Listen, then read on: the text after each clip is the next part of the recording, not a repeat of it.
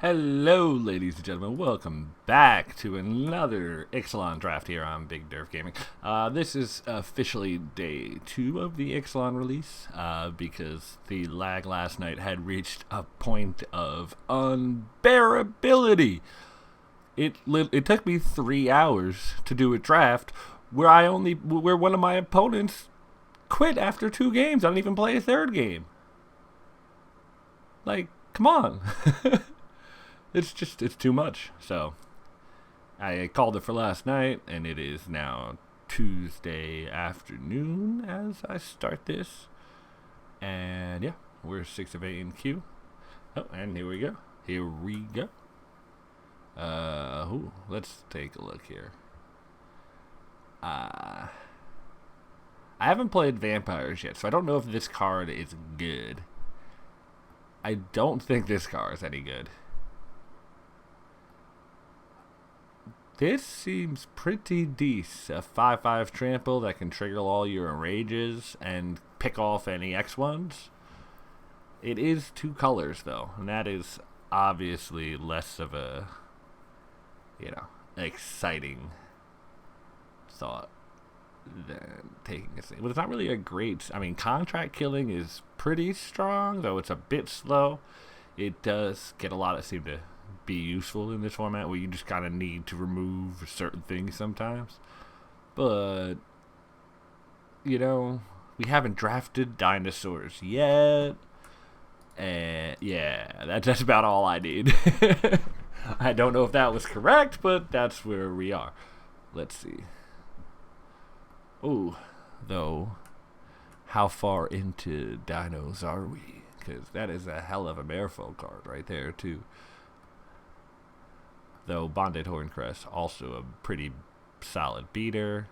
Unfriendly Fire, also good. The Tiny Dino, it's kind of mediocre, though. I'm not, trying to... I'd take the Merfolk over it. Worst case, that's a 3-mana 2/4. And, yeah, it's got a lot of upside from there.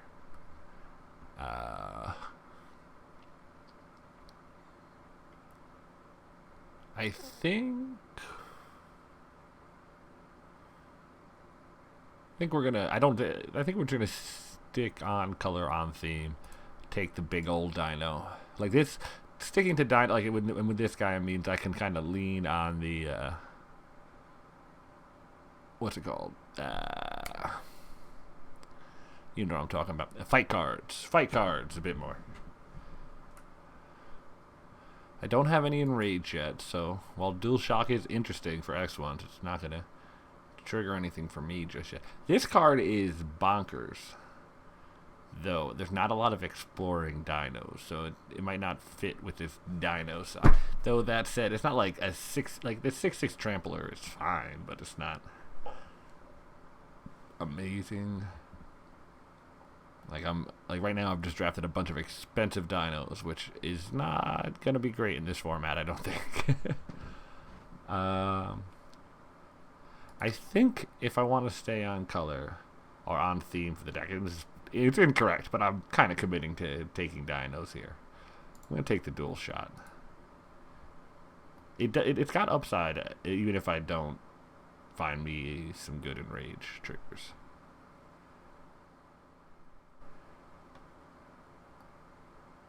See, the thing here is, can I pass a Hammer Skull if I want to play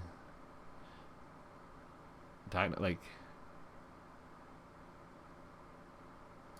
Obviously, this also is Dino theme and is in color, but this card is just bonkers. And I feel like seeing it 4th pick in this pack is a pretty interesting sign. I'm not going to miss Tilon Ali's Night enough to take it over the Hammer Skull here. Ooh, Sunrise Seeker's pretty solid too. Oh, there's one of my pounces. I kind of want to just take Pounce here. I haven't seen a lot of green, but I don't really want to take Sunrise Seeker. Well, nah, it doesn't really fit with, like, if I'm taking the Hammer Skull, the Sunrise Sneaker doesn't fit. And yes, I would like to be in Benjamin Bloodstain, but we're pretty far from black at the moment. I don't need a fourth color. Of course, that leaves me here looking at just a pack that's just oof, dead as hell for me. I mean, Ixalan's Keeper is technically a card, but it's not a great fight card. It isn't a Dino Synergy card. And Hierophant's Chalice, meh. Like, it's technically a ramp, but like, I'd much rather walk out with one of the 2/2, the 2/2s for 3 that untap a land.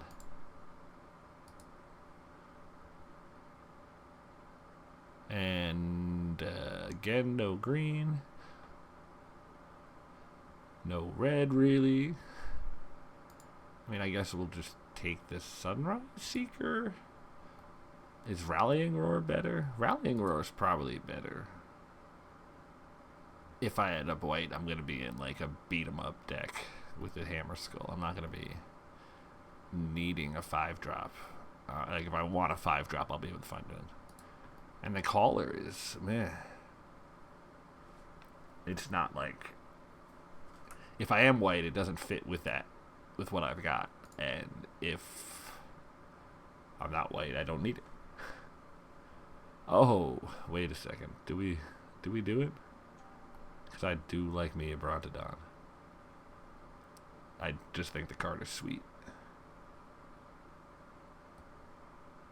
We can go straight Naya, right? That's only mostly terrible. Yep, this is gonna be an interesting one. I mean, it's probably correct for us to be in white, though. Like, this is not like a great card, but Harrier Griffin has won enough games in its time that this shouldn't be tabling like this. Though obviously, I probably wanted to be in. Oh my God, the Merfolk came around. Ooh. Damn. Am I more likely to want that than Sure Strike? Probably, right? I'm not really in Merfolk, but I like to have no other Mare. Let's take the Sure Strike. I'm not sure if I'm red at this point, but basically all 3 colors I'm in are being cut. It's pretty professional of me to work my way into nothing but colors that I don't have access to. Tends to be how it's done, right? That's what I'm going for.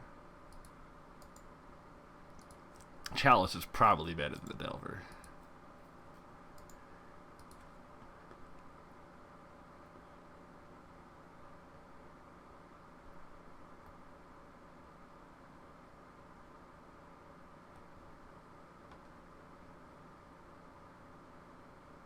I mean, Settle the Wreckage is strong, but like, is it better than just taking a Cannonade here?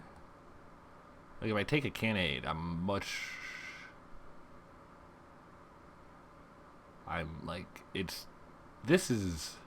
it's strong, but they have to swing a bunch into it, and then even still, they get a bunch of lands.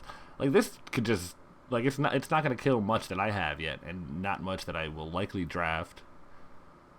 And it should do enough damage to do a pretty big hit to the enemy board. Like, this 2 damage is a lot in this format. A lot of things. Look at this pack. 1, 2, 3, 4, 5 of the creatures here die to it.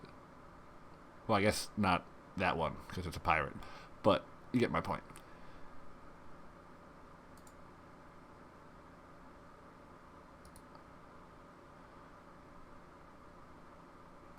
Ooh, what is this? Oh man, I wish I could activate that. That'd be kind of fun. I don't think that's worth anything, but I just double check. These flip cards are... Yeah, no. Not worth anything. Cool. So, just needed to be sure. Let's see. We got Raptor Hatchling.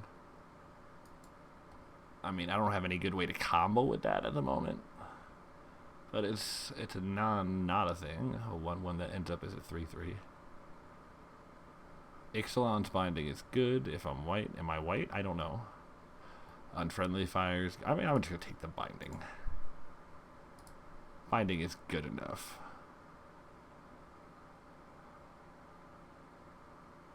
Part of me wants to take the vehicle here. And another part of me just wants to take the Unknown Shores. And the third part of me knows that this is probably not going to help my mana a lot.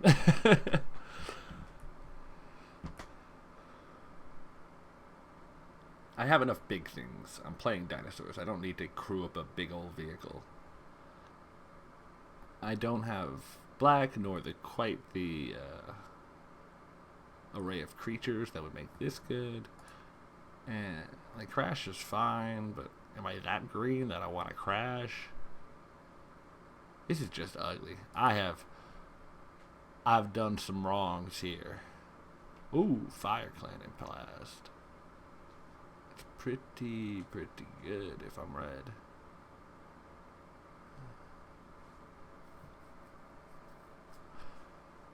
Let's just keep taking removal until it runs out of style. And removal never goes out of style. Hey. To be blue. Or, yeah, we're in the wrong colors as usual.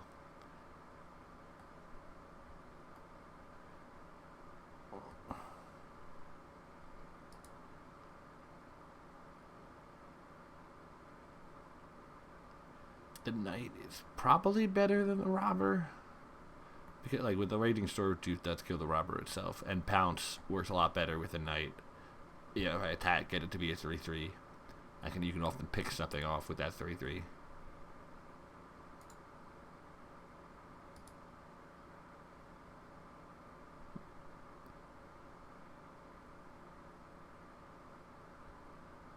Jeez, man. Merfolk open, but I'm not Merfolk because I didn't do that. Unknown Shores is not good fixing as it is. I already have one. I don't really want a second. A Hijack isn't great. A Sacrament isn't even what we want for this deck. Demystify as a sideboard card, I guess. I've definitely run into matchups where that'd be pretty decent. This card's good. Card is also good. I don't know if this card's good or if it's god awful. It's one of the two. It's probably somewhere in between. It's probably very situational, but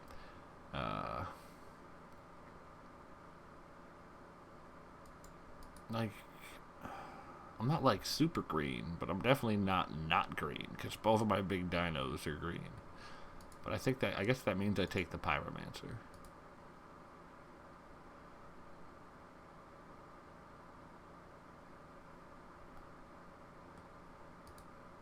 That might just be better than playing the Brontodon, right? It's not like I have anything that's going to trigger from the Brontodon. It might literally only make most of my creatures worse. It does almost nothing. Oh, when the Firebrand came around, that's pretty solid. Maybe I'm in one of the right colors and being in red.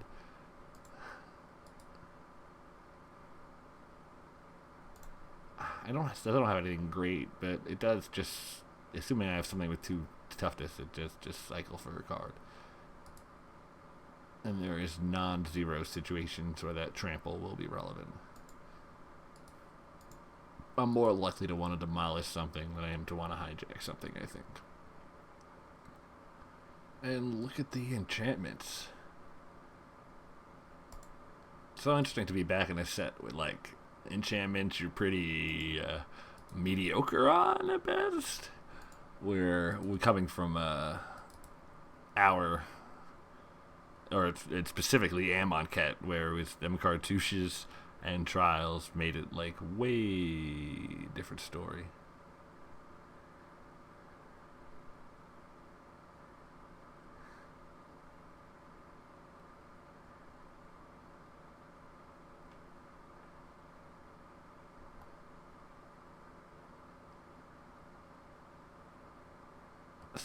I can't imagine that's worth an inning either, right?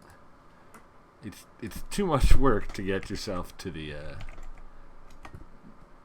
whatever it is, whatever you'd call that on the backside. I know it's not an actual Black Lotus. I know it's a type of land. Like I know there's a land that's like a fake lotus that is a play on, but. So am I green? No, I'm probably just want the Hammer Skull. That's probably better, even though Snailback is the nuts. Well, do I have that much more white? Well, I mean, no, I've got some really good white cards.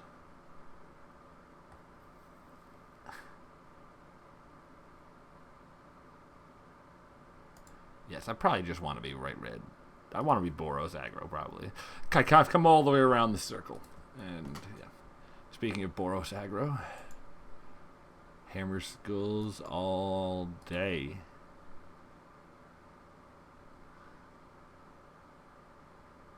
Kind of like Pterodon Knight.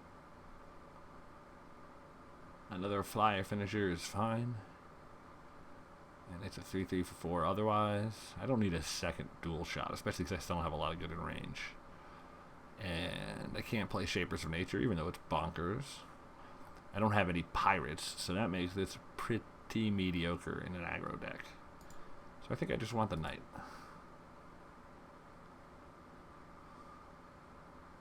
And then slam. Nothing in my colors, or the colors I'm trying to draft at the moment.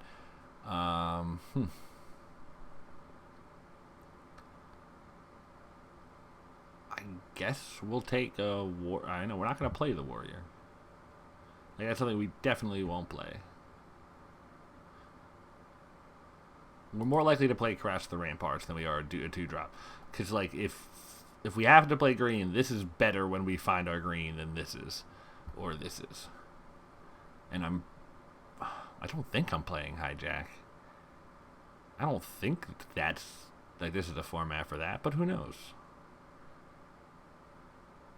I probably want one Hijack sideboard more than I want an off-color sideboard card.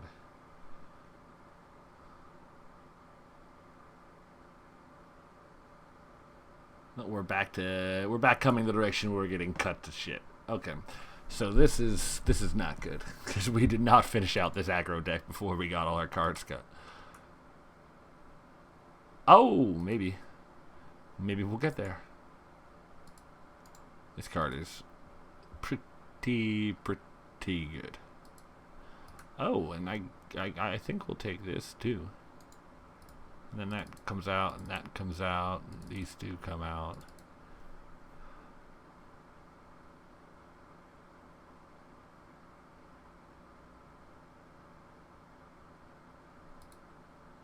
I gotta assume dual shot is better than some cobbled wings, though. To be fair, I'm not positive. Now that we pulled out all the green, the deck does look a little bit light, doesn't it?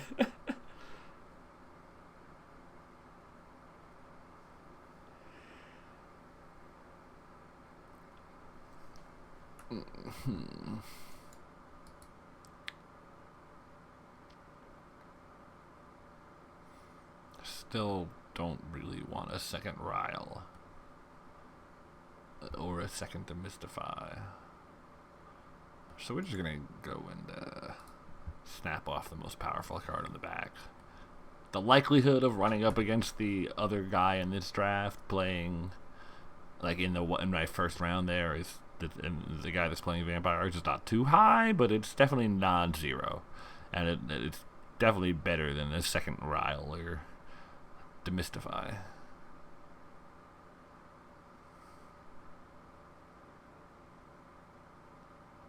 I guess we want another Queen's Commission, and then we just bring that rallying roar in, because like with the Hammer Skulls, you don't have to go far to rallying roar for the win. I'm definitely gonna W up that rallying roar again. As a former speech kid, I know the speech class, in school. I know, like, my trip up words and R's in that kind of format are gonna screw me every time. Yeah, well, this is that Blossom Dryad that would have been good back when I was still thinking about playing green. Though, I mean, I might have to just bring back in one of the big butted, like the Raging Swordtooth or something, just because I don't really have a lot of cards. It's not like my best setup here. So let's first go to the sideboard. Where is Sheer Strike? We'll play the Sheer Strike.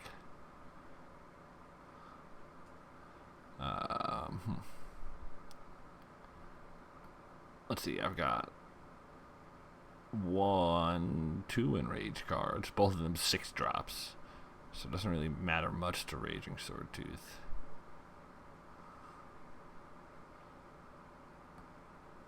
And I've got a bunch of 3 drops, a handful of 2s, and some dual shots.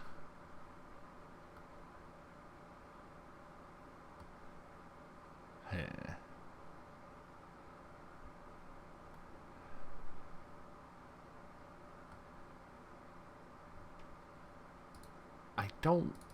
I don't like playing enchantments and getting 2 for 1, but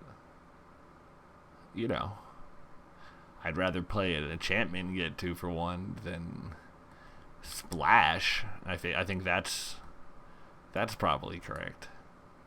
Overtaking some ugly splash, and then you strap this up to a flyer, and we're not far from. And then also just giving a thing +2/+2 in this format is a non-zero effect. Not everything is so tiny, but so much of the format is small that if you just make the biggest thing around and start swinging it around, you can get a lot of work done. 8/9, is that correct? I don't really need this dual. Oh no, I guess I do want any of these 2 drops though. Well, I guess only a couple. Yeah, that's probably correct. All right, I know I said this about the last one, but I do not like this. I mean, I don't know. 3 Hammer Skulls is solid, but I'm not the biggest fan of this deck. It doesn't have as many 2 drops as I would want for what I'm kind of trying to do here.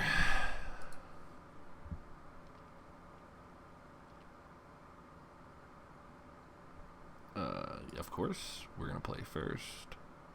Oh, that's Deece. That's Deece to above Deece. We'll take that. The Vanguard actually works pretty well with Sure Shot, too, because I can smack something for up to 4 damage and then get the last one in with Sure Shot. There's a lot of, like, X4s in this format that try to hold the ground. The 03 Green Explorer card often ends up as an X4, for example. And then there's the Sailor of Means, a perfect little horned turtle to grind up the board with. We're going to play Firebrand here because it's free to block.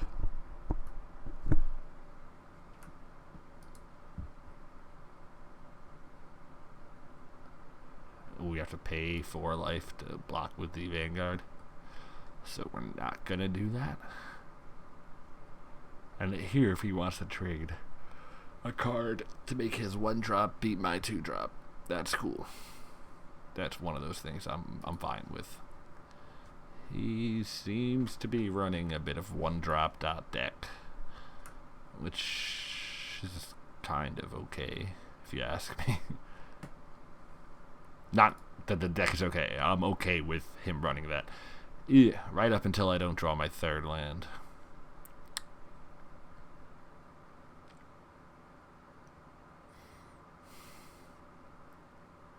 What do we do? Oh, we probably just play the Vanguard, right?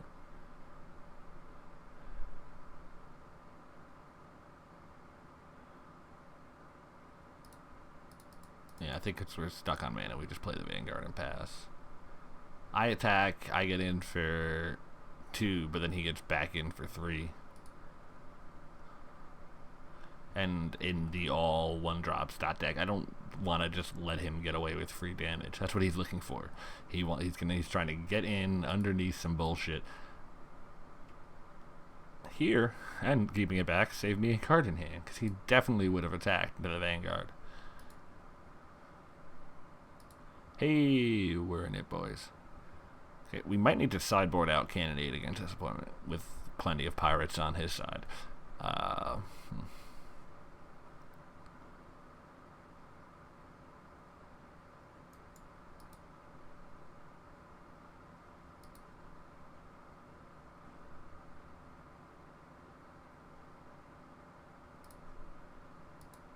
Pretty sure I attack here.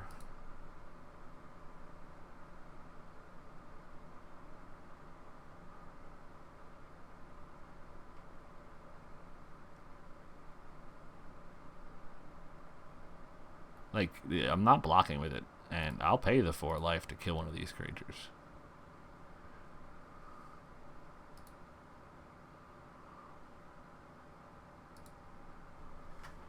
I know I just said I didn't want to let him get in for bullshit damage, but that was regarding him getting in for bullshit. Like, I don't want to trade early damage with him.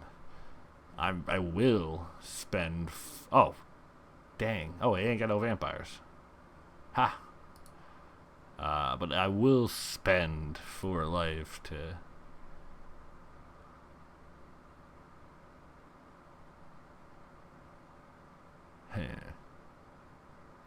Do I block this here?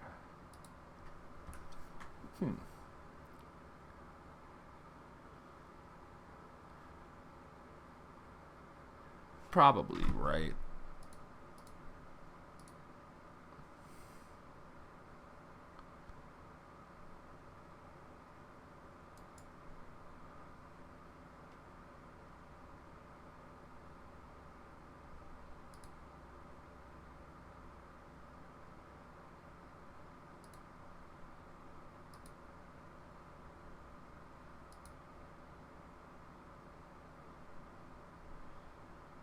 I was going to attack with that, but I'm just going to play the Horned Crest.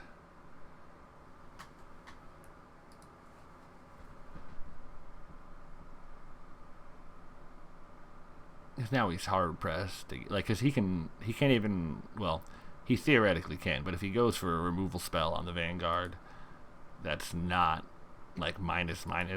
Which, is there any minuses in this format? I'm trying to think. Not that I can think of. Ooh, Lightning Strike, by the way. That's a kick in the nuts.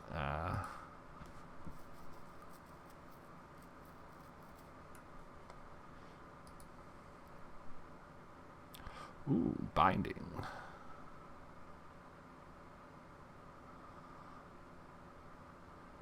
See, I can kill the Sanctum Seeker, but is that worth it?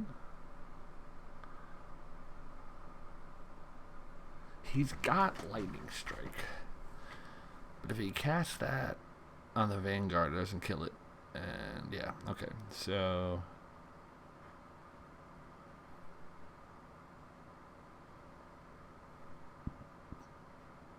do I just attack with Rallying Roar back up?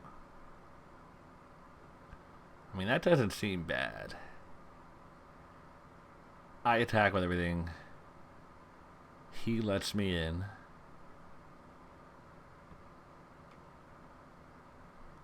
And then I've got dual shot for the attack, and then Rallying Roar for defense. Yeah, I think that's fine.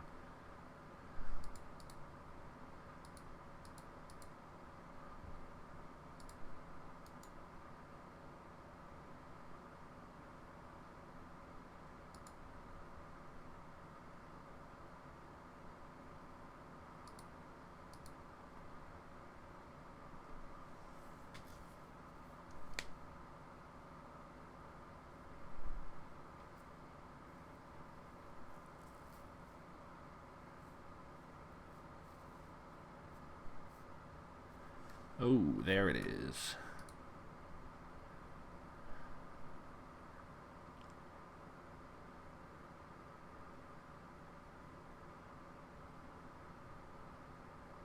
Shit, I didn't think about the lightning strike. Oh wait, no, yeah, I did. Because I can still indestructible this when I untap it in response to the lightning strike. Whew. That would have been a damn terrible line, if not for the indestructible. Because I would have cast Rallying Word to untap, and he would just bolt this or strike this, and pretty screwed.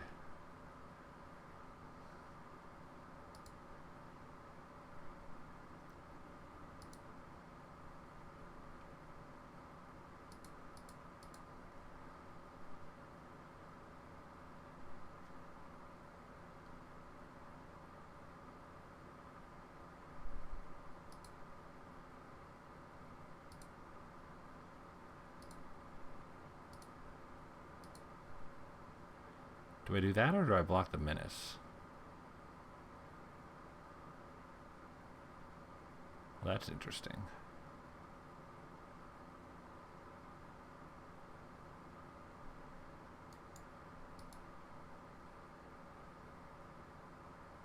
I mean, I probably just do this because that's more damage. I can't block the Menace without the horn crest on the battlefield anyway. So,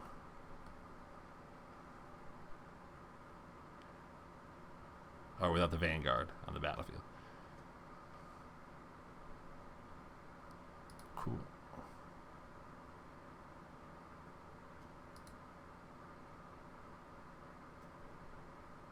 And then we dual shot, and then we have Ixalan's Binding, and he is out of cards in hand. That should do it pretty much here.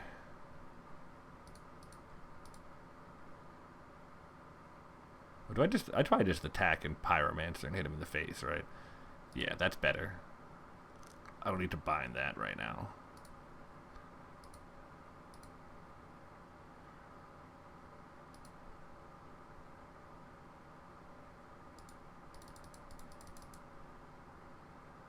Weird side note, by the way, if you've watched our first draft video, I believe it was the first one, or was it the second? I think it was the second one where we played Conqueror's Gallon. I was watching some streams last night after I gave up because of the lag, and it was confirmed that card is bugged. It's definitely not supposed to come back onto dice. I thought it wasn't, but I was happy to take the result going that way, that's for sure.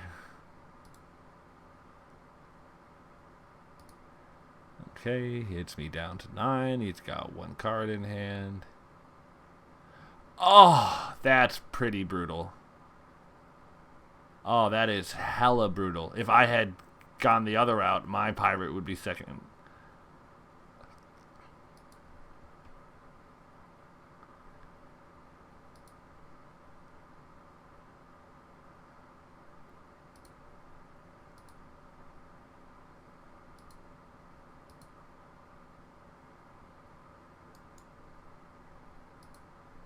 He's got no cards in hand, so I don't mind doing that attack and playing the Hammer Skull here.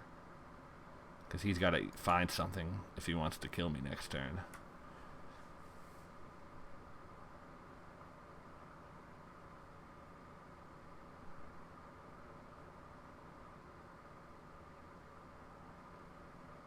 If he attacks with just Interloper here, I'm pretty good because I can binding that. If he attacks with both, do I just block the Pyromancer? Oh, that is annoying. Ouch. Them drain lives, man.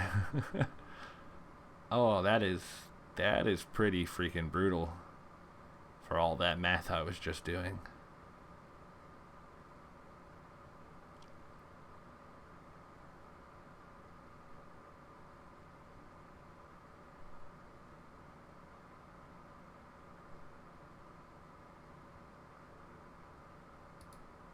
If he attacks, I still win, though.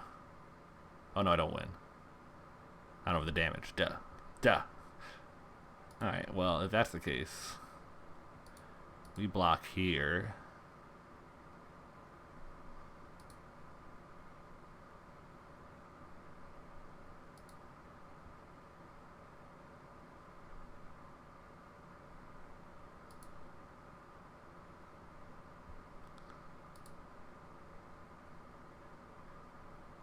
attack.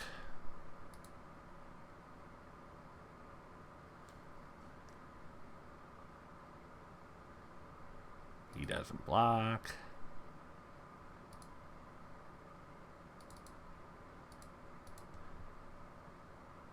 We're going to bind the interloper.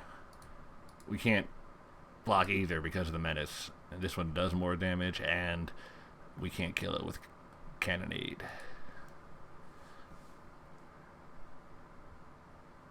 But if he doesn't attack here and just plays a land, now what? Now next turn we win. We just win. It's GG.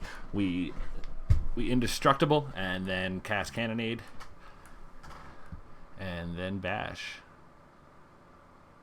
Whew, that was closer than I would have wanted, but pay 4 life. I have 5. It gains indestructible.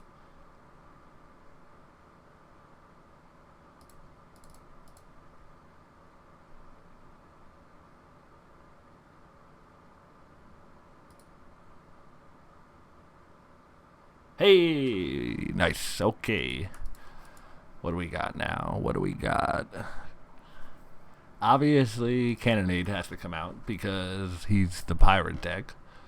The problem is we don't have any sideboard cards.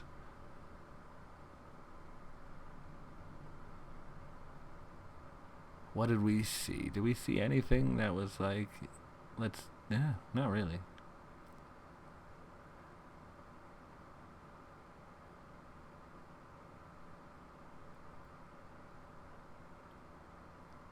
I mean, Cannonade did see a handful of how many of my things does it kill? It kills Queen Commission's tokens. And it kills some of my 2-drops.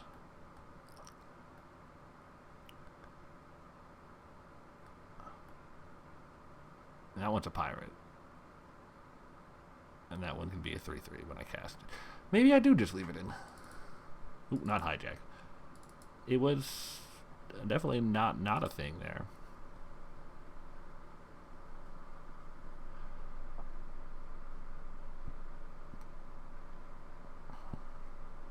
I would pull it if I had another option. That's for sure. Like, it's not a great card in the matchup. I ain't gonna deny that, but I don't have really a better option.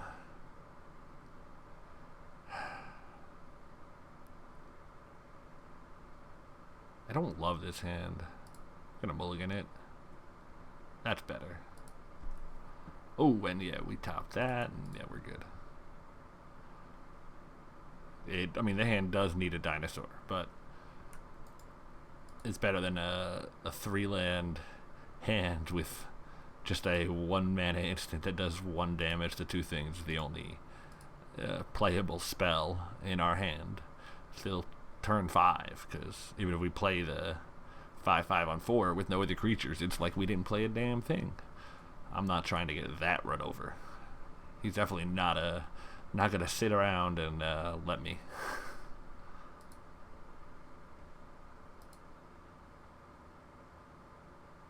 Ooh, and now we get to curve out. That I'm in for.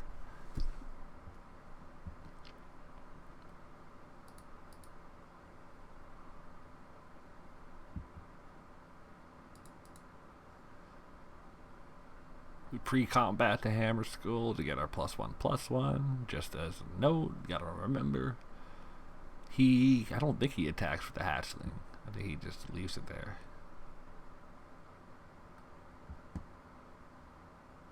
Oh, okay. That's decent. It's only really a 1-for-1, like, yes, it triggers his thing to get the dino, but is that good? I was gonna just attack into it on my next turn, and that's an instant. You could have waited, and it doesn't kill the dino. Yeah, you could have waited for me to attack, or at least till I played the dinosaur and was going to attack. Ew, that's not good. Oh, whew. We were looking to dodge the +1 counter there, and we did. Nice.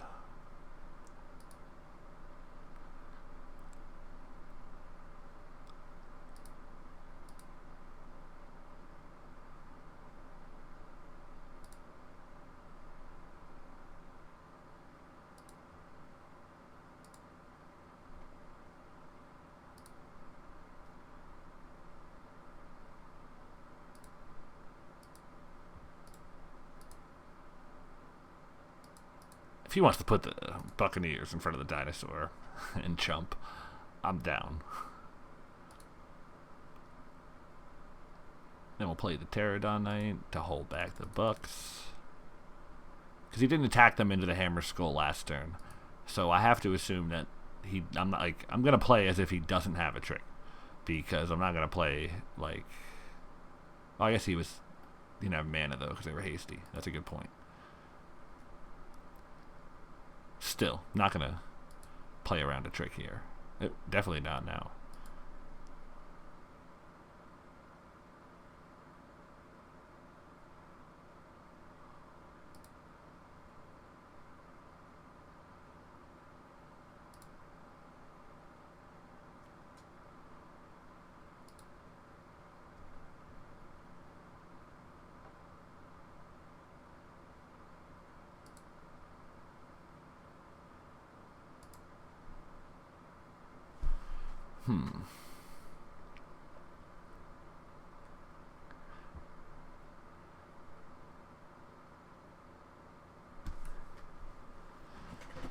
Like, I kind of want to try to see if I can't work out a way to murder these Brazen Buccaneers, but I don't think there's a good way to do so. That doesn't lose me the Hammer Skull, and therefore well, I guess I have another Dino coming if I draw a land, but... Yeah, actually, you know what?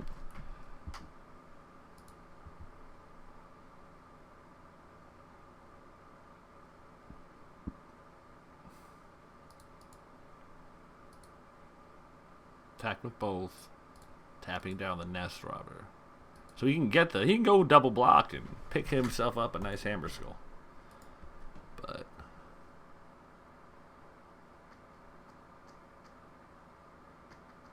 and that would actually work pretty well for him too.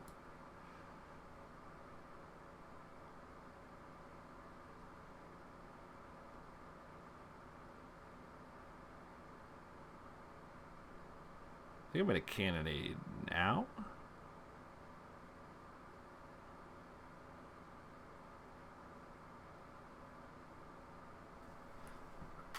That way you can't rummage.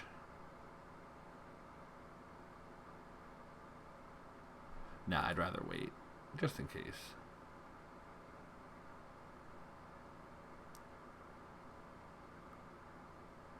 Whatever value he's going to get from rummaging, I don't think is more than, whatever value I'm likely to get waiting. He's already shown he's got robbers and Nest Robbers, so he could easily play another one pre-combat to go to swing.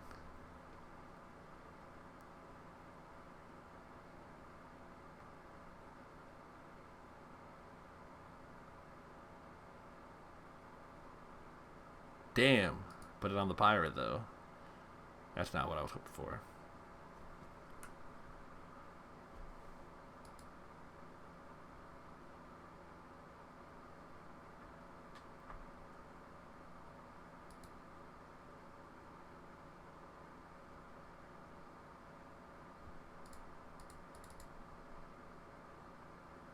So we're going to Cannonade now. And then...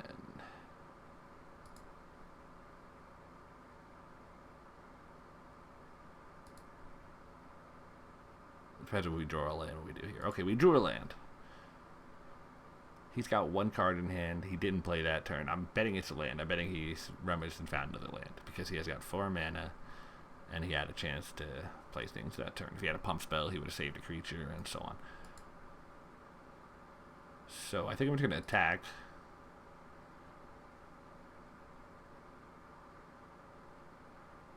With both. And play the Sun-Crowned Hunters.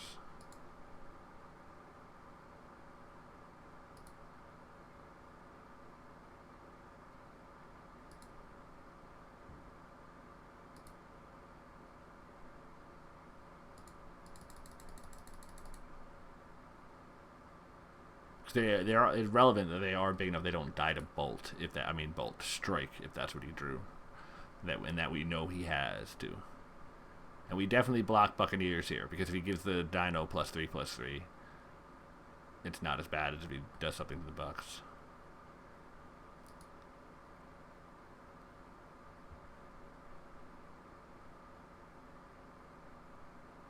If he attacks with anything here, he just dies.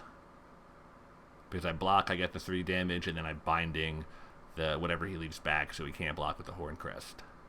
That's pretty good. So hopefully he attacks.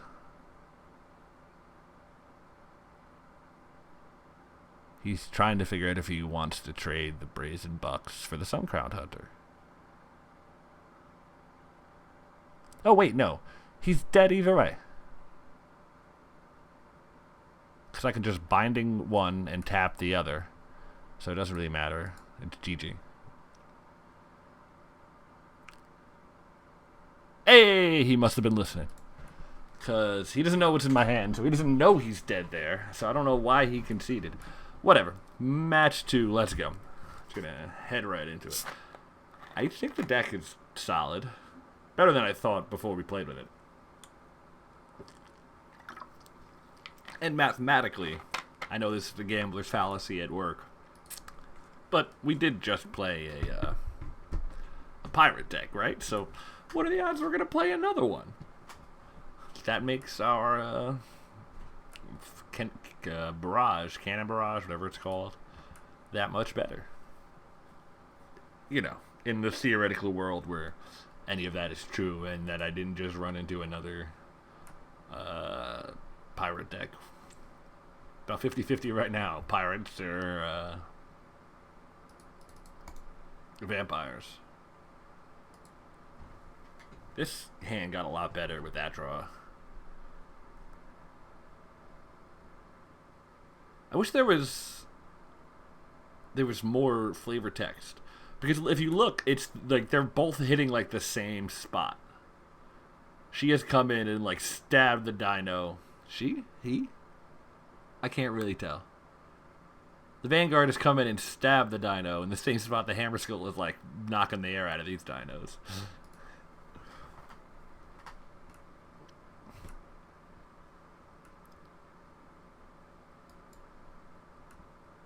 Atlanta Vanguard is really good though.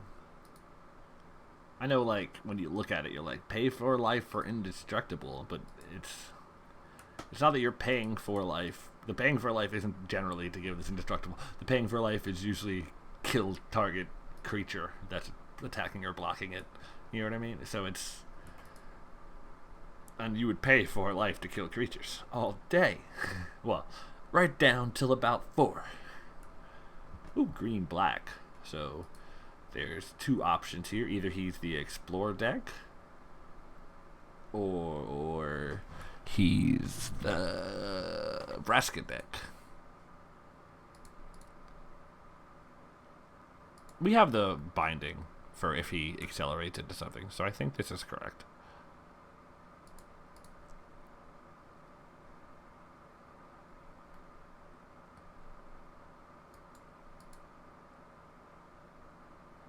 And this is a convoluted way to try to murder.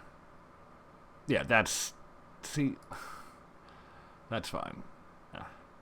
I'm not feeling that bad about that. Oh no. You got me to spend 4 life. But to be fair, he kind of has to. Like, he can't just leave the Vanguard around. That's the thing about good cards. The opponent has to deal with them, and it's probably not great for them to do so. That's generally what makes a guard good. Hashtag Korean advice. Which, just in case you're not aware, is a lol joke, because the Koreans are the best at lol, so the joke is they give super obvious advice. Not some kind of racist against Koreans thing. Just want to be clear. I've come to learn that references are not as universal as you would think. This is fine. Oh! I don't think I attack. I think if I had drawn anything that wasn't Horncrest, I would have attacked, but given that Horncrest can't attack or block alone, I think I just stay back. Because I can attack, get him for 2, put him to 18, and then he cracks back and puts me down to 11? Nah. Oh, especially if he's stuck on 3 mana.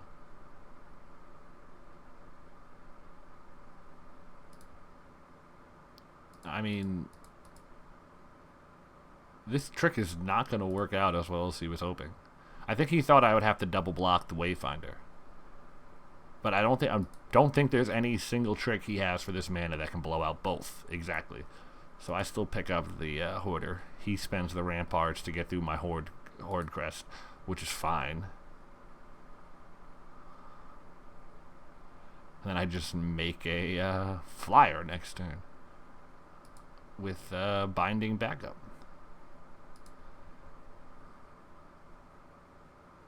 You know, with nothing to hit, there's no reason to play the Pyromancer.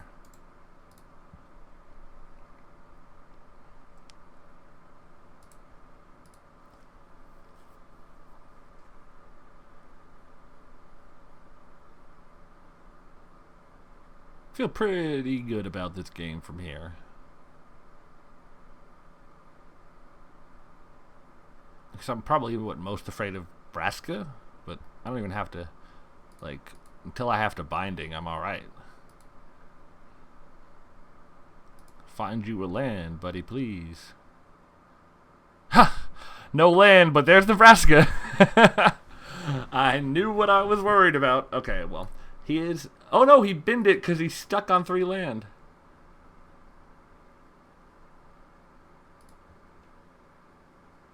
Oof. Well, if that's the case, I think I just Binding up this Interloper and attack we're both.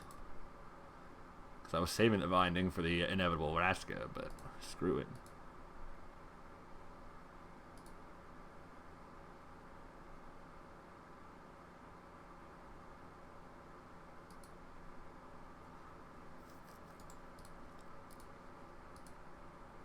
Hammer Skull is just so good. An effect where we were like, last set we were like, man, Vizier of the True is decent. You know, you can exert it for the tap. Any other exerts, you can get some more taps off. That's powerful. You know, at 4 mana, it's still good. Here it's like, no, you can have 3 mana, a 2/3 body, and every turn you just tap at a creature when you attack. That's, whew, it's bonkers. It's technically less powerful, but it's more powerful. Like, technically, the numbers suggest it's a less powerful card, but for 3 mana, it is just so much better. Hoo-ah.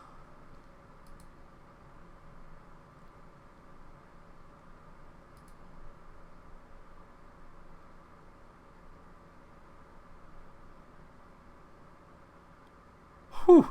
Do I attack with everything, though? I think I just dual shot and attack with everything. Actually, no, I get into combat first. I declare my attackers.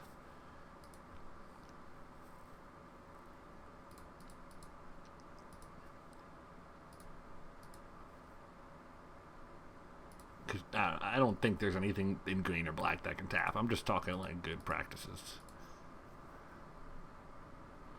I don't want to give him access to an additional mana before I swing in with the attackers.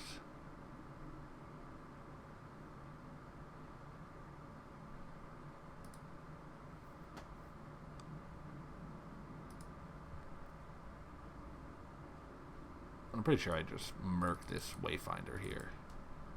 Clearing the board is probably better for me than putting 2 damage on his head, because this is a 3 power flyer. Hey. Okay, let's see. We do know he has Vraska. Hijack does not target planeswalkers. I didn't think so, but I had to be sure. Let's see.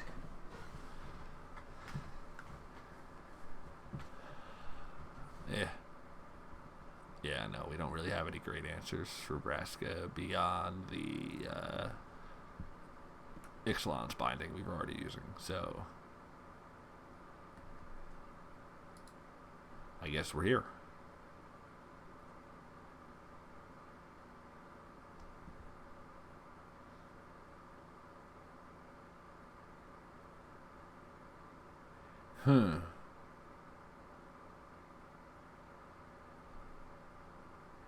I think it's a little loose, but I'm going to keep this hand. Dual Shot seemed good against his deck, and Fiery Cannonade seems good too. So I'm kind of just okay playing a Queen's Commission turn 3 as the starter of my curve.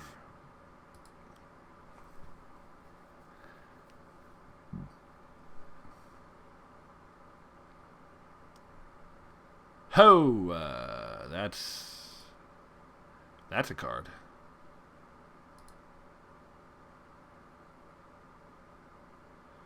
Whew, I'm going to be far behind. Definitely could use drawing a creature here. Yep. So, here we are. This is fine. We only go down to 4. But I would kill for some treasures right now, because it would be pretty sweet, to be honest. If I had some way, like if this was a lightning strike instead of a sheer strike, whew.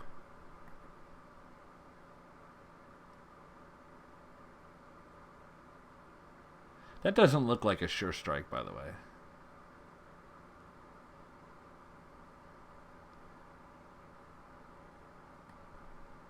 Looks like she's reaching a bit.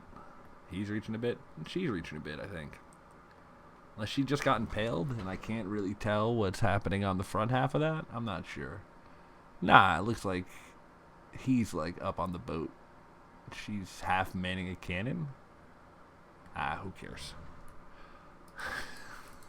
Going way down the rabbit hole on a very mediocre cards art. I could at least pick a good card. Like...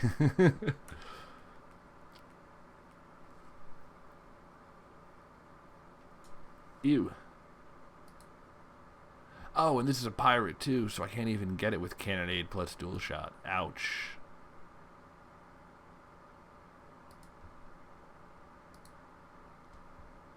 Ooh. We can Nest Robber it plus Dual Shot, though.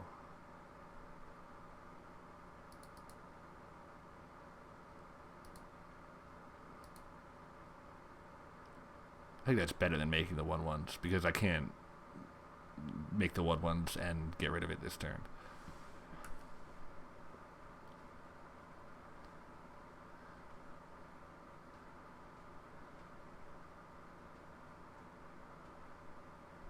Hey, it's like that, huh? Okay.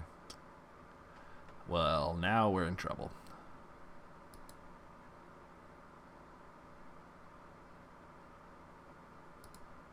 Yeah. Kind of in trouble.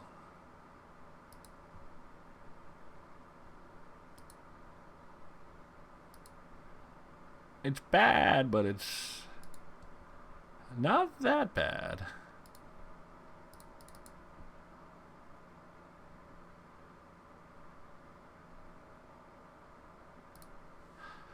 We just go back to the same play we were doing last turn. Except now it's a double block. Plus the Dual Shot. Dodging Skullduggery again. Hopefully.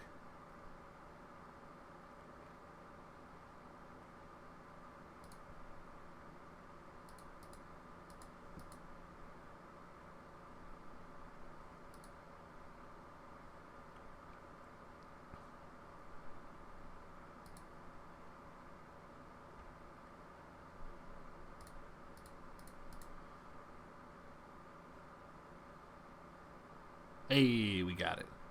I was a little worried there when he was just passing with all his mana up that he might have a trick.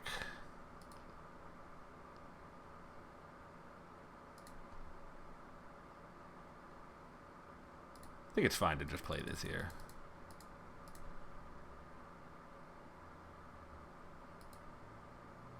Like if he finds a way to do 8 next turn, whatever. Like I'm not playing around that. Just leaving Fiery Cannonade up in case he's got a land into double Crash the Ramparts. Nah. Not gonna be able to do it. Plus, if he's got double Crash the Ramparts, Fiery Cannonade don't save me. Because he casts it once, I respond with Cannonade, and then he casts the second over the top. This is a soldier, not a pirate, right? Yeah. Just had to be sure.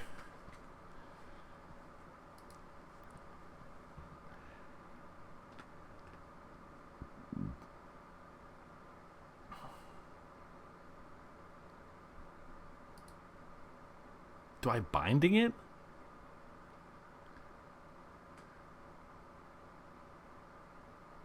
Just to not get blown out?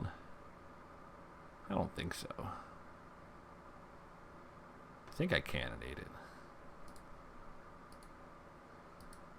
And I think I'm a greedy bastard, and I'm going to wait until his turn to do it. It's not like I have a play if cannonade doesn't work. I don't have enough mana to cannonade and Ixalan binding in the same turn.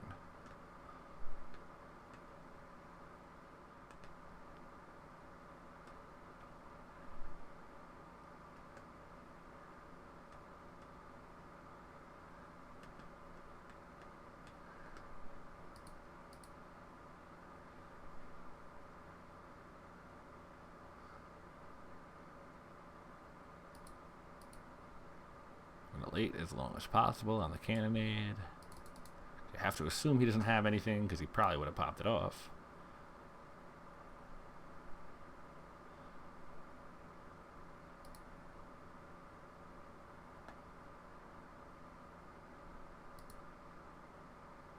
And then if he Vraska's here, I do lose the hunters, but I can binding her.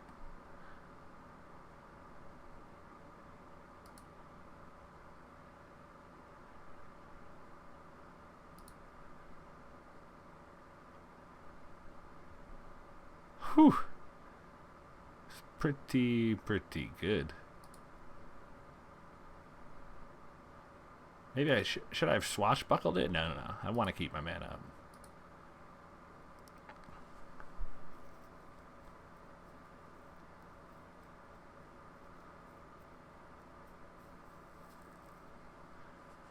See, on one hand, I'm like 85% sure he's got a swashbuckling. Or not a swashbuckling. A skullduggery. On the other hand, I'm not willing to risk the hunters to find out.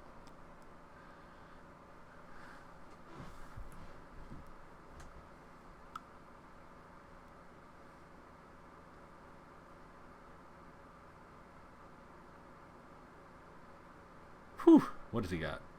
Dino, Vampire, Pirate. Ouch! And he can play one of these as well. That is less than excellent. I must say.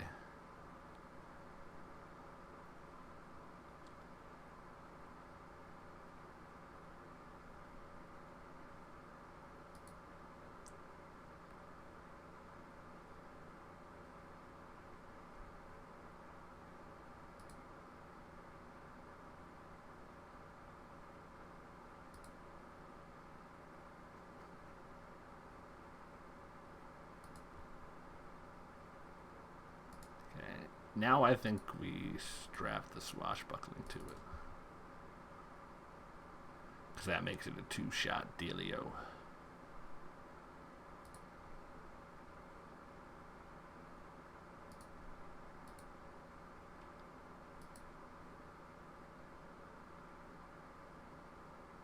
Now do I play around Crash the Ramparts and binding that?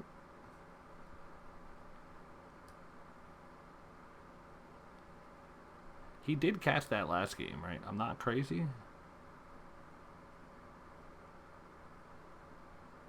I don't know. We're not playing around it. It has been decided. It is decided.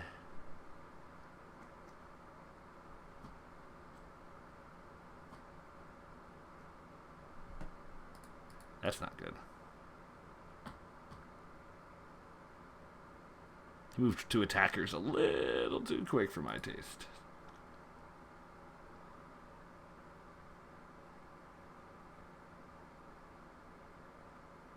Yep, there it is. God dang.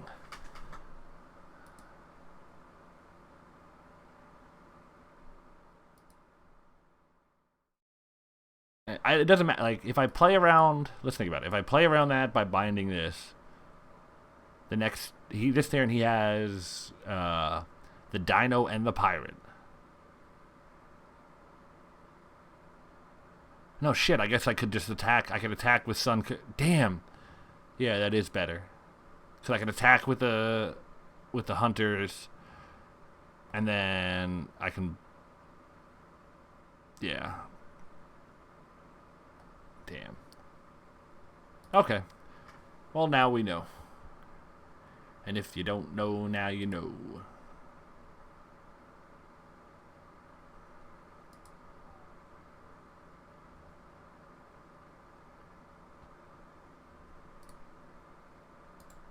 Keeping this because it's like it's a land away from an amazing hand. Roar with the commission, Hammer Skull. Don't you play a 1-drop, you motherfucker.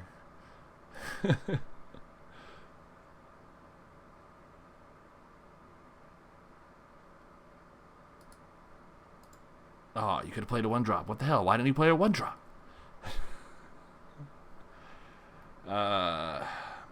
We do really need to hit this land on turn 3, though. Otherwise, I am not going to be happy.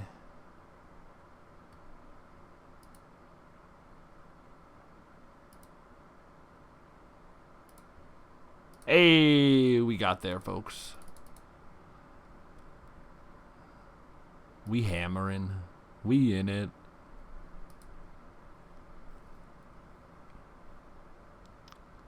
And he didn't have turn 2 Pirates, which is good. He had to mill it last game 1 and had it game 2. Ho!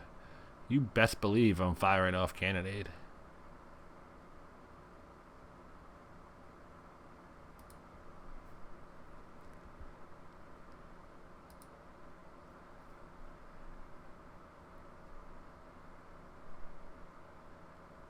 I'm going to attack.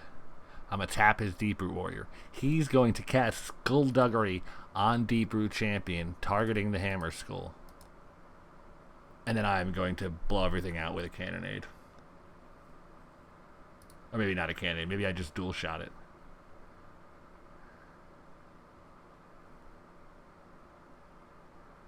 Because if I Cannonade, I do lose my Hammer Skull.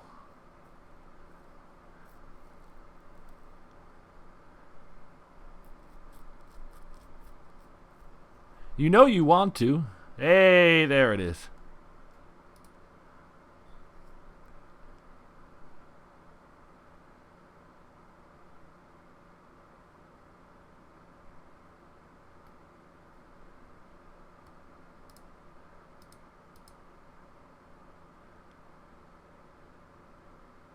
Wait, let's think about this. That becomes a 3-3. And my thing will be a 1-2. Yeah, no, I can't. I was wondering if I could Rallying Roar.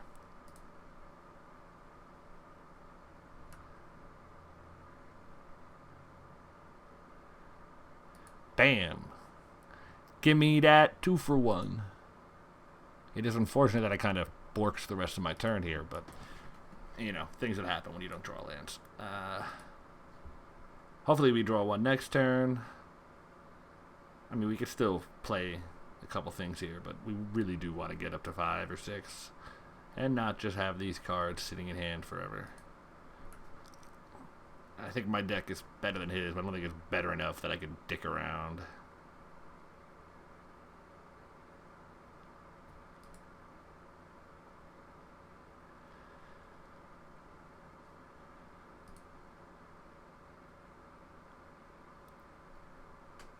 Yo, play something else I can Cannonade. Ooh, just end step, huh?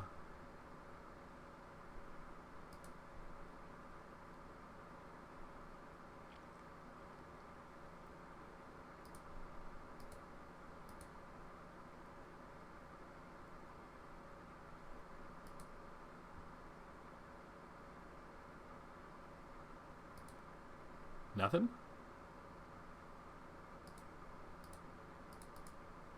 Okay, then. Yes, this kind of turns off Cannonade for a bit, but...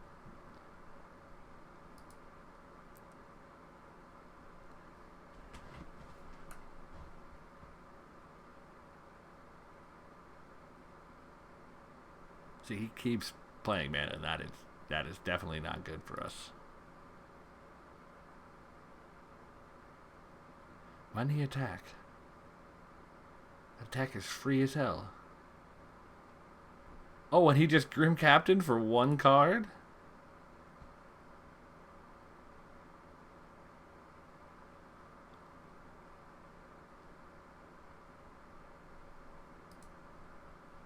Oh, you best believe I'm fire cannonading now. Because he just spent a card to get that card back, and I don't have another way of dealing with it if it gets out of hand. Yes, it kind of throws one of my cards away too, but I think we're going to be okay.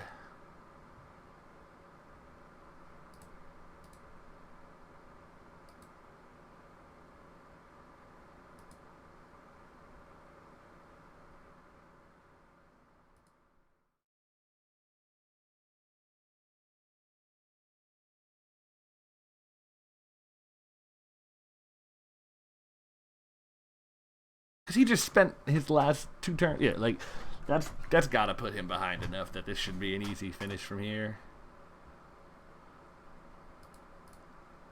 If you had something else to do, he would have done it. He's probably got 3 more lands in hand. Or a Brontodon. Ugh, hopefully he doesn't have a Brontodon. That's probably not great for us if he does.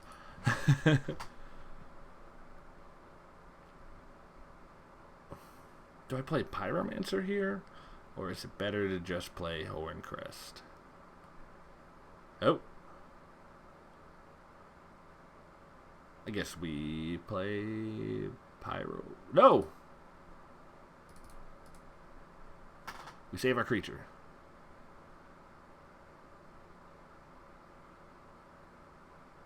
Sorry about that. We're back.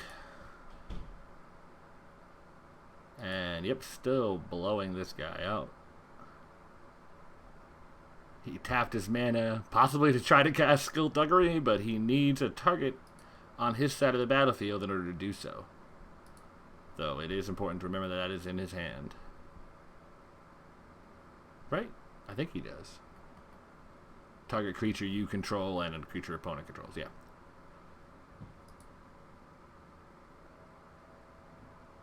Gonna Pyromancer that away.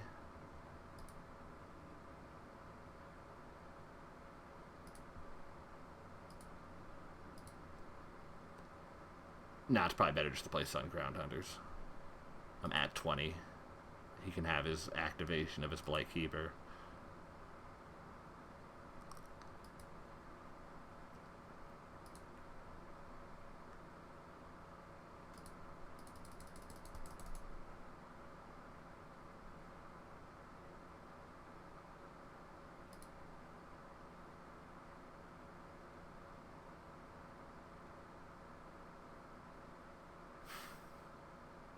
That should do it, right?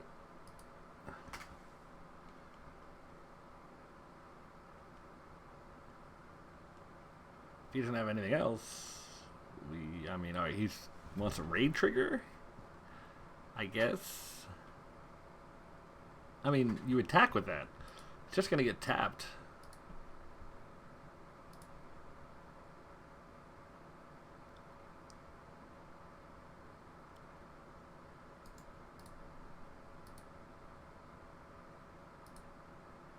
Also, technically, it's better if I'm not going to use this on the keeper. Oh, well, never mind.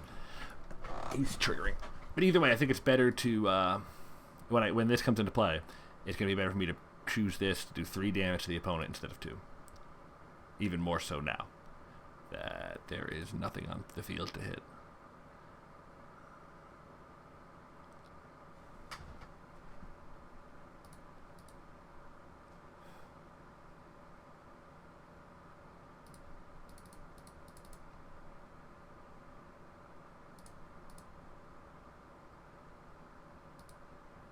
Boom. Combo.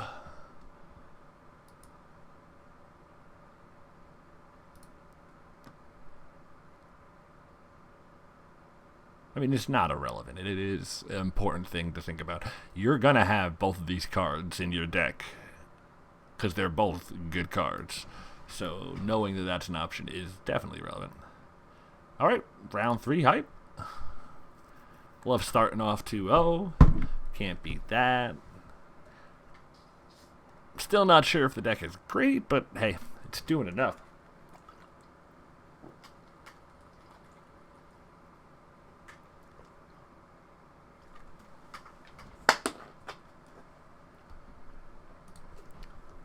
Sorry, I was just getting a sip of my drink. Alright, we won the die roll. We're definitely going to go first. Damn, we have to mulligan that. If there was one more land, I would keep it. But not like this. Hashtag not like this. Well. Oh. Well. That's going to win a lot of games. We'll see how this goes, but yeah, I'm not too upset with this opening hand. I'm definitely happier with this mulligan to 5 than either of those first two. And of course, though if my opponent is vampires, that means fiery candidate is gonna do the work.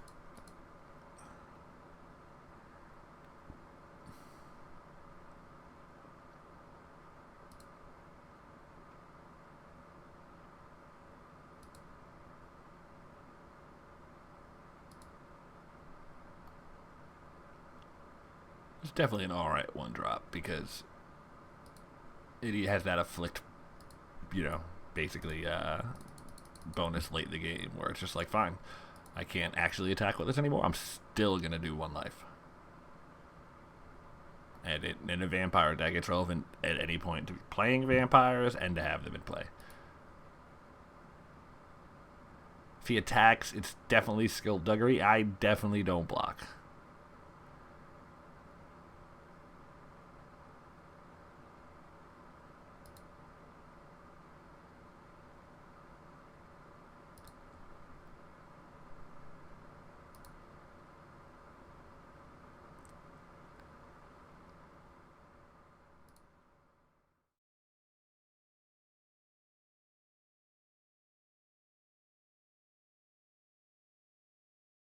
It's like that, huh? Let's see how many he triggers for.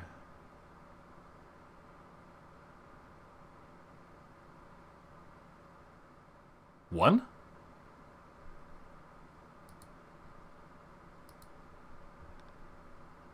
Like, I get that technically you could wait on it, but I feel like you should get as many as possible. Maybe leaving 1 behind as like a surprise for later. But you shouldn't be playing it if there's only 2 in your deck. That's for sure. And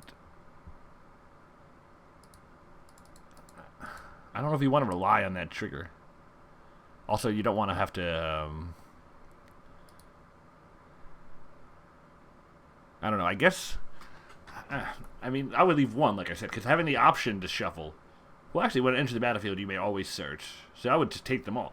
Like you don't lose the option to shuffle your library if that's what you're looking for later, and you do get, or at least as many to get to full hand size. He only went up. He took 1 to 7 when he could have taken 2 to 8 if he has 2.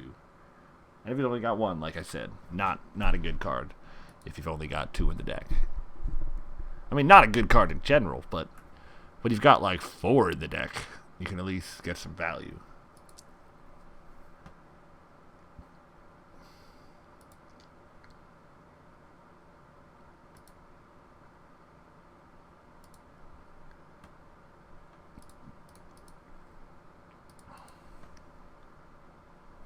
I mean, I'm pretty far behind, but I don't think I have a choice but to keep swinging. With Rallying Roar in hand, I have the unblock block, so...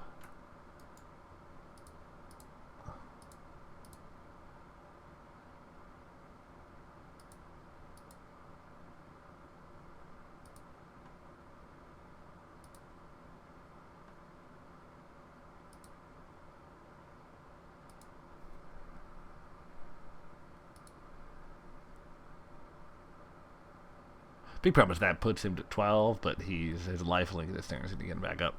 If he didn't have the lifelinker, I'd be in a much better spot because I'd be 2 cracks away from a win.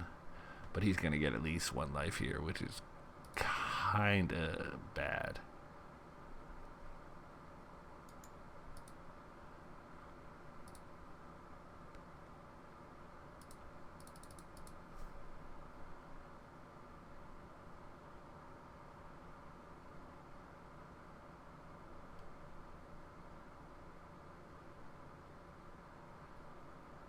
Okay, my blocks, I think, are here and here. Because, well, no. I think it's here and here.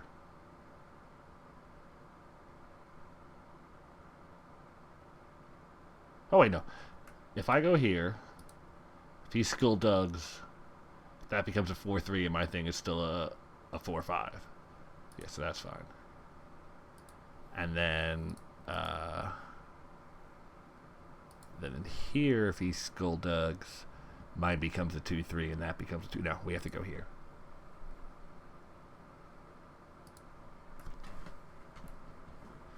I know I'm only playing around Skullduggery at the moment, but like I have to, like that's the only thing I know he has. I know he has it because of turn 1. It's either Skulldug or the fucking Vampire Zeal. Well, no, he still needs Skulldug to make this work. So I was right. He had the Skulldug.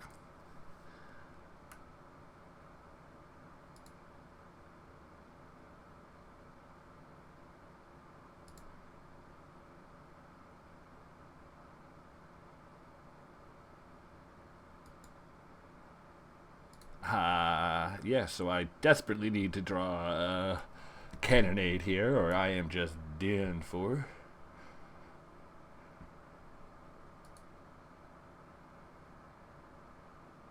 If he searches up another Conquistador, how greedy do I get? Oh, no search. What if he has one in hand? I wonder if that's what's the last that's going on. I'm technically not dead yet. If he has any more tricks or anything at all, I am.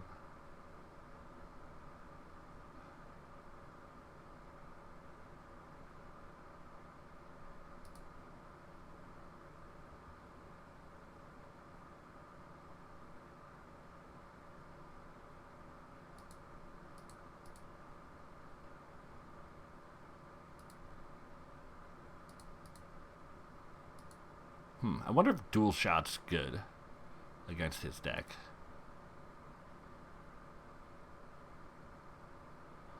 Still need to top deck Cannonade. Okay then. Like, I haven't seen any 1/1s, but as the Vampire deck, I know he's got them 1/1 tokens likely. I think I'm gonna pull one.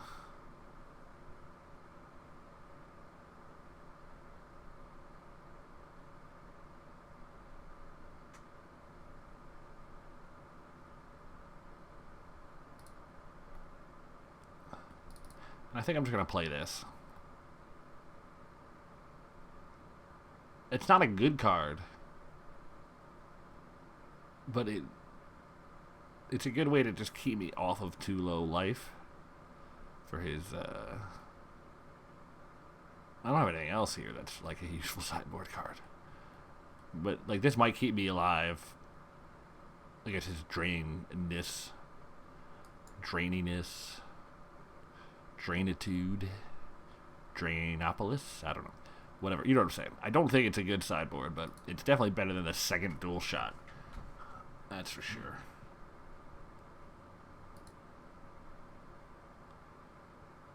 Hey, we got a D starting hand this time. Not good, but definitely decent enough on the play. So I can't fall too far behind if I'm on the play instead of, yeah. Was I going to play last game? Damn, I was. Didn't help. No, I guess he doesn't have turn 1 Vampire here. That's good. Cause I don't. Oh, I do have a turn 2 play. Ooh, that's really good.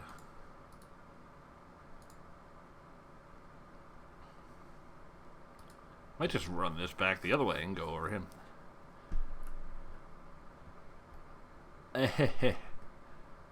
Oh, too bad I didn't bring in Demolish.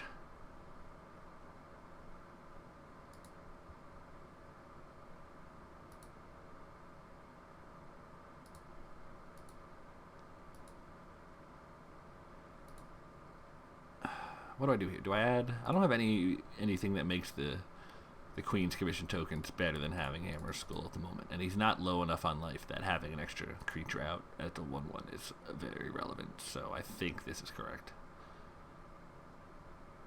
Because now, even if he makes a single blocker, he hasn't made a blocker.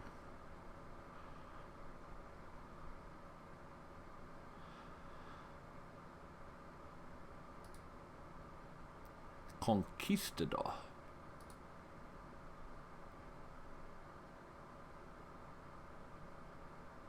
Does he get one? He only gets one again.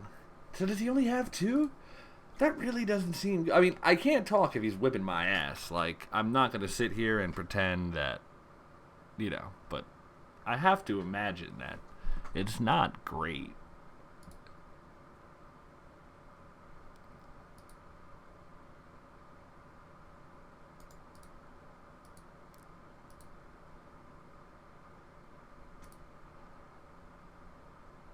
Especially versus infinite Hammer Skulls. That card doesn't interact well with Hammer Skull front side or back side. Can't block it. Can't get through it. Hey! Ooh, do I Ixalan binding his Ixalan binding? I guess it depends on whether or not I draw another Hammer Skull. I don't think I need to go save that Hammer Skull right away necessarily. Yep, get in for your 2 damage. It's free, and you can't block me when I swing back. I mean, he didn't play anything else, so it's almost definitely not correct to get the binding, because I don't need the extra blocker removal yet.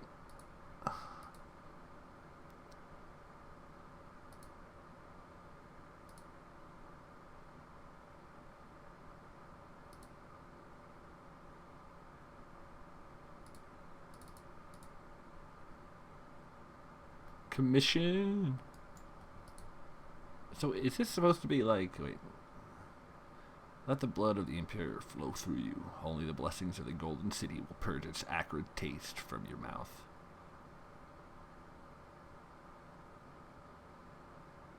I'm still not sure what the Queen is commissioning here. Or is it her commission, like her group? Is that the commission? Is that the group? It's the people talking to her? It's at the very least too open to interpretation in my case.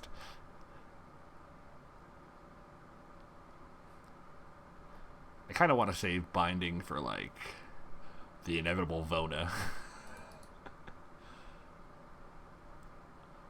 My current thing is just, what's the worst card they could have? Okay, they probably have it.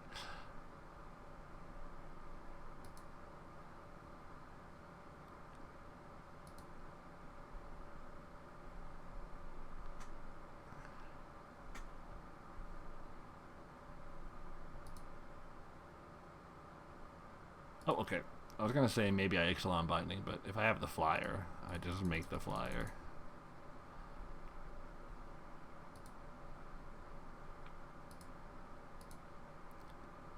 Because I can't get in with Hammer Skull without giving it up, and I don't want to give it away yet. Then I have binding and blast for whatever he plays. I think I blast it if it's Vona. I think I blast it almost whatever it is if I can. Oh, I can't blast that though because I can't attack first. So I will bind it. Oh, especially because it doesn't also just get to come back if I blast it. Yeah, let's bind that. Oh, wait. But with, with this other Hammer Skull in hand, if I don't bind the other binding, I never get that Hammer Skull in.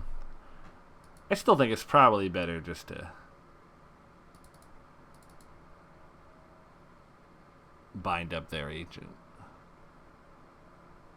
Is it?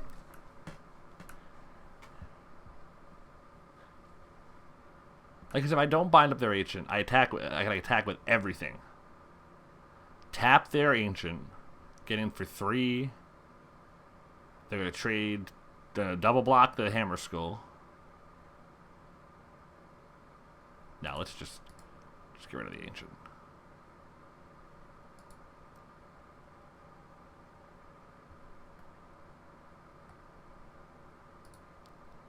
Because the Ixalan binding, not letting him cast any more Deathless Ancients, is pretty good for me. Because now I don't think there's a lot of black-white flyer options he has to deal with the Aerosaur.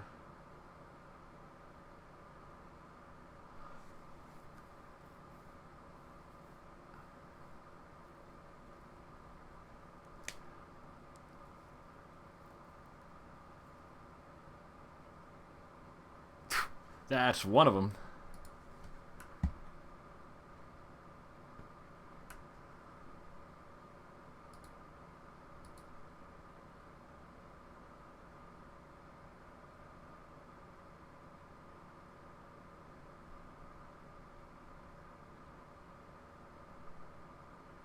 I think this is alright. If I attack with everything...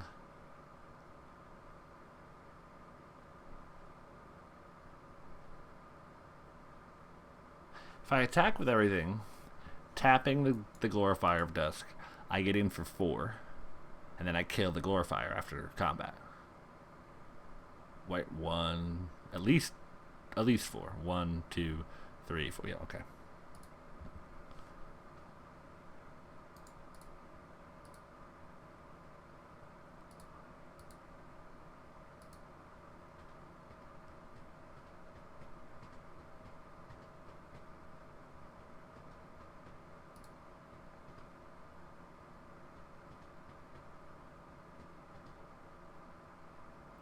He also has to block this, kind of. Yep. And if it probably double blocks here. And I get in for... Oh, not even getting the... Oh, he probably has Skull Dugs. Duh. Oh, and that lets him kill the vampire. Ouch!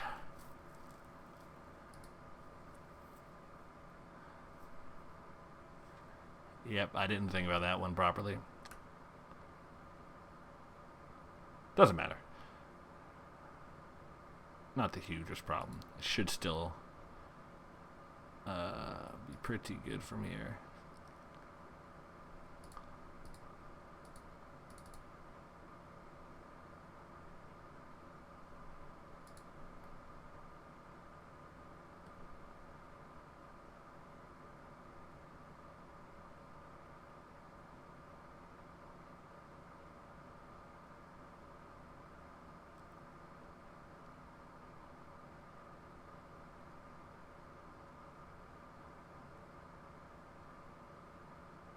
If he drops another one of these flyers, man.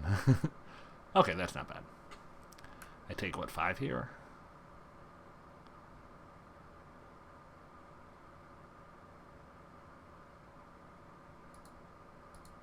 Could really use to draw a creature, though.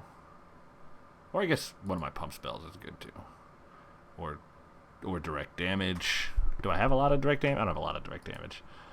But I do have a couple pump spells. That's probably what I want here. Just top deck a pump spell. GG.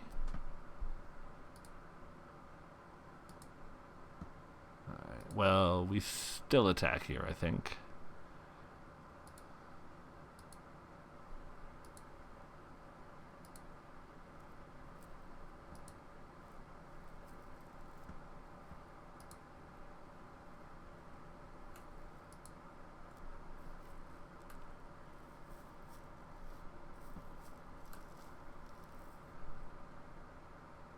Hey, nice. Okay.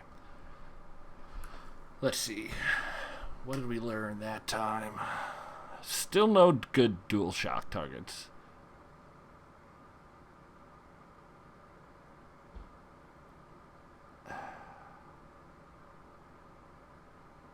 Do we want Demolish?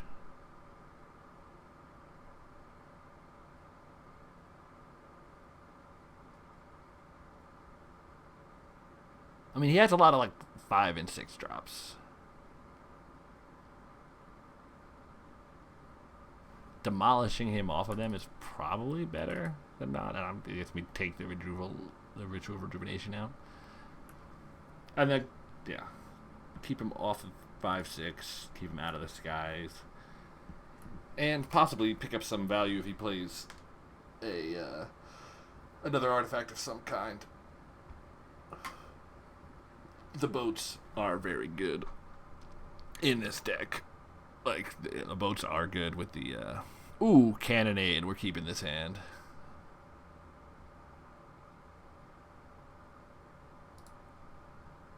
He hasn't played enough pirates. He's played almost entirely vampires. That seems fantastic.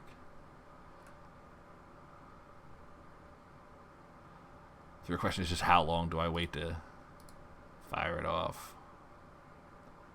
Hopefully we draw 2-drop, 3-drop here. Yeah. 3-drop is not bad.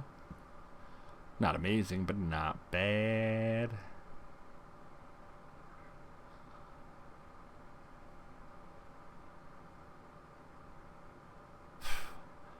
Off the bat, something that Fiery Cannonade doesn't deal with. That's what we wanted. That's what we were hoping to see. I don't even know if you, like... I guess if you're hurting for cards... Like, do you play this card if you're in your aggro vampire deck? Is that a good card? Like, if that had been a real vampire last time, that's way more dangerous for me. Even if it's Queen Bey.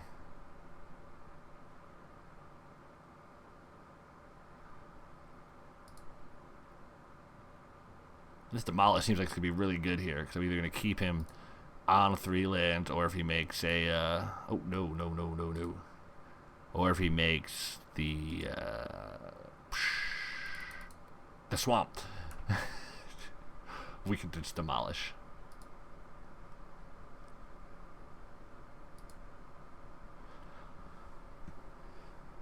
Well, not just, we can demolish it. But if he's stuck on 3, we'll put him right back down to 2. If that's how it turns out when it comes back to my turn. Yep.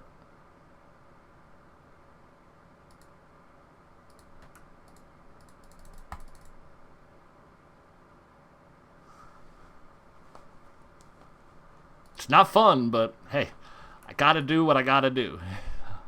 I'm going to make the best play to win the game. And next turn, I could just attack because I've got Stormfleet, and I'm happy to trade one of these vampires up to clear the board. Or is it better just to play the Aerosaur? It's probably better just to play the Aerosaur. No, that gets in the same damage as the Stormfleet, but the Stormfleet does let the extra vampire get in. This is probably better against an empty board to get that much more damage in faster. If I play the Aerosaur, I don't get any damage in from the vampires this turn. Here, I get 1. I get to gain 2 life. I get to kill that card. And then my ground creatures get in on future turns.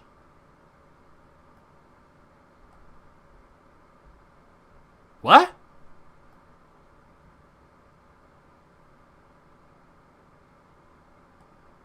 Huh?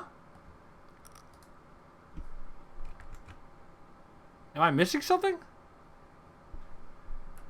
When Stormfree Pyromancer enters the battlefield, if you attack with a creature this turn, it deals 2 damage to target creature or player. Is it not triggering off tokens? Oh no, the Twalty. Never mind. Duh. Okay. That was stupid. That was stupid.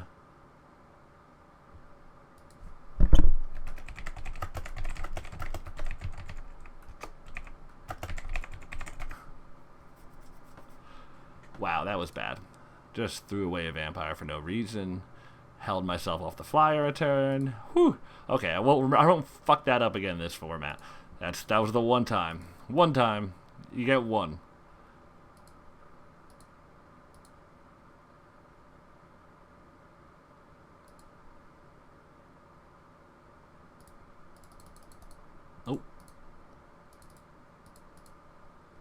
He's seen dual shot. Let's keep dual shot up.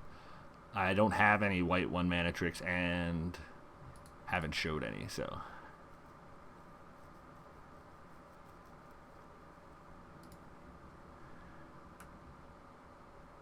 Well, if that's his only play now that he's got 4 mana, that's pretty good for us.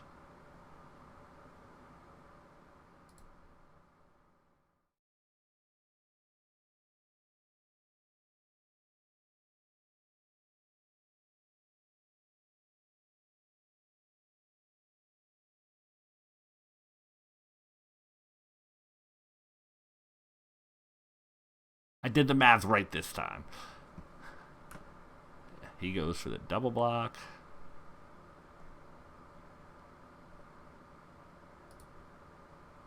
Now, is it better to roar? No, it's better to just cannonade. I don't care if I lose the other vampire.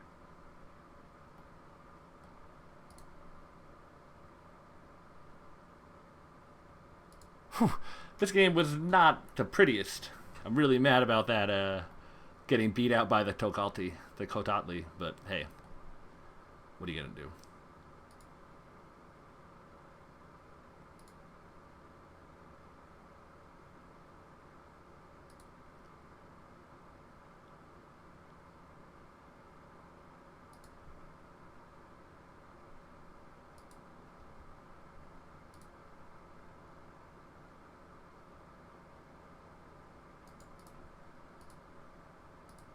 We keep turning things sideways.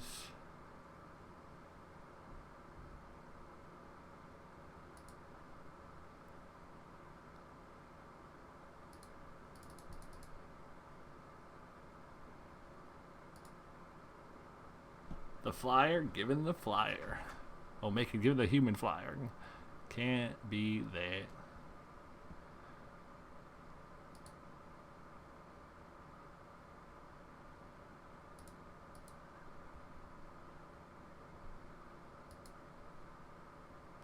Hammered skull off the top. Hell yeah.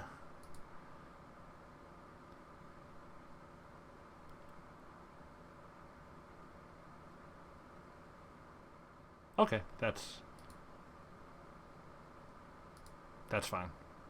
If you want to block that, that's fine. If you don't want to block that and take 3, that's also fine. You've spent all your mana.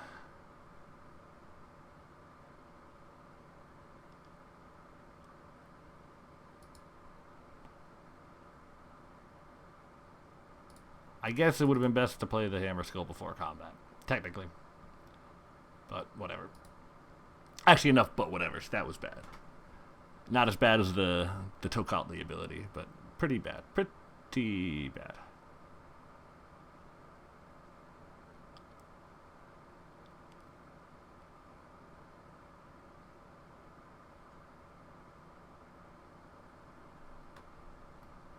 Hopefully we just win this game, and I can chalk up, getting hosed by Tokatli Honor Guard as something that happened in a game I won, so I know it's there, but I can remember it and not be tilted about the whole format.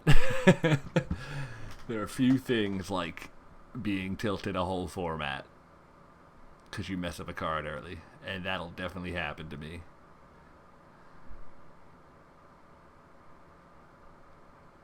But either way, I'm not running into this again, that's for sure. And I guess it is decent.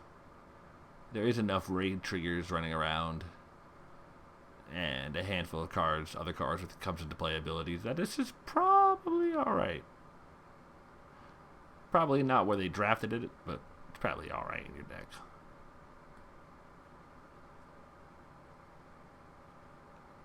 I was hoping to get this video in under 2 hours. Looking like we might if homie wants to play. Hey, Conquistador for Conquistador. I mean, he can't play. If he plays the other one, that's very bad for him. So if he doesn't play the other one right now, I can binding this one. Alright, well, that's, yeah. I get to attack right through that.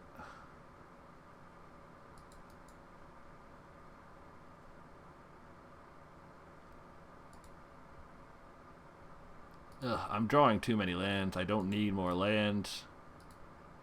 That's how I'm going to lose this game.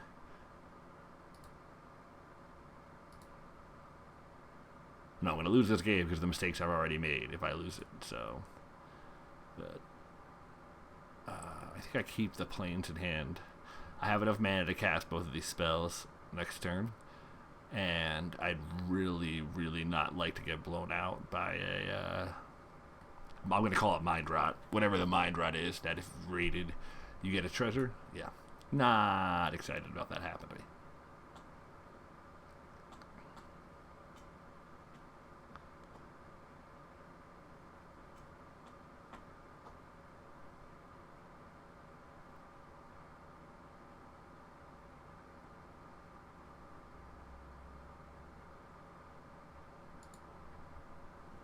That's fine. And then he's got to block the Hammer Skull, or if he doesn't, we just win.